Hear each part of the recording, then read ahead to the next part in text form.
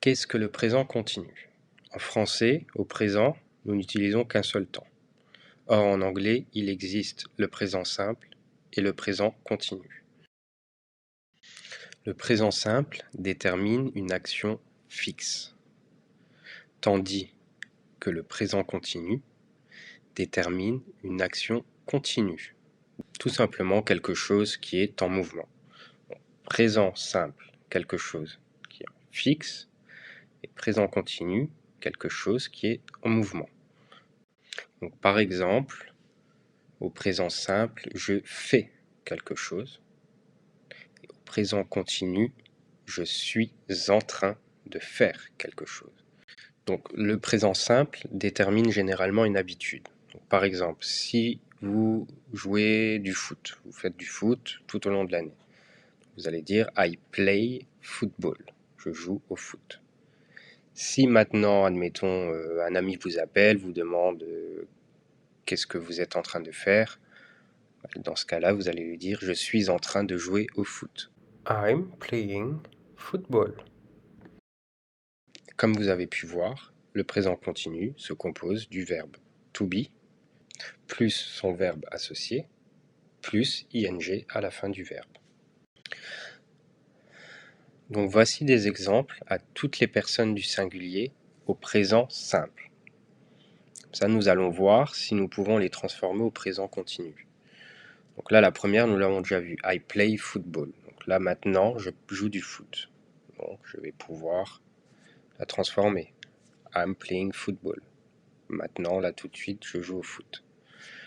You are beautiful. Donc c'est bien quelque chose de fixe. En plus de ça, beautiful n'est pas un verbe.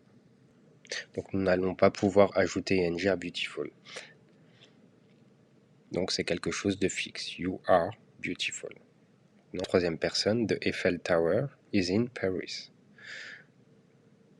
Donc la tour Eiffel est à Paris, elle est à Paris, elle ne peut pas bouger. Quelque chose de fixe encore une fois. Donc là nous sommes au présent simple. Maintenant, nous allons voir si nous pouvons transformer ces phrases au présent continu. Donc, you are beautiful, vous allez dire à quelqu'un tu es belle. Mettons tu es belle. C'est quelque chose de fixe qui ne pourra pas bouger. Maintenant, si c'est quelqu'un qui est en train de devenir beau, je sais pas, plus le temps passe, plus tu deviens belle, vous allez dire you are getting beautiful. Donc là, nous retrouvons le présent continu.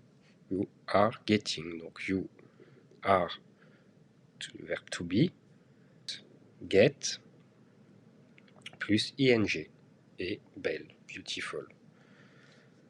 Notre troisième personne du singulier, the Eiffel Tower is in Paris. Elle y est, elle ne peut pas bouger.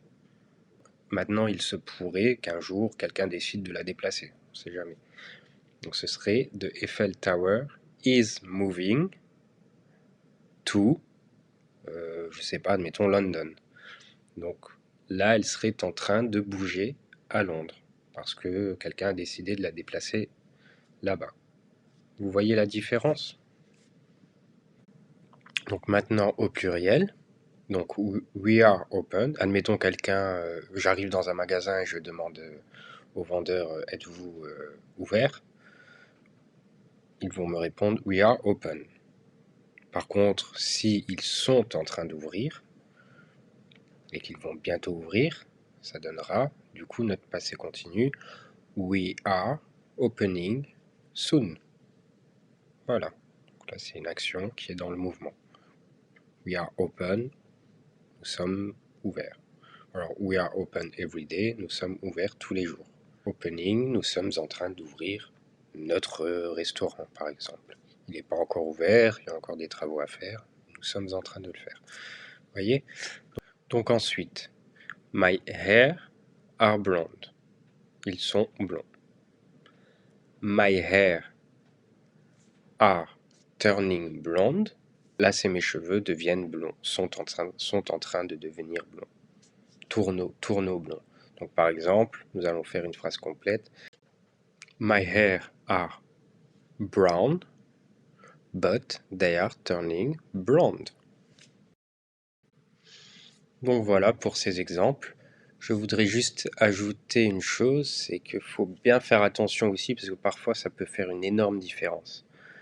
Ça, parfois vous pouvez vous tromper, la différence ne sera pas grande.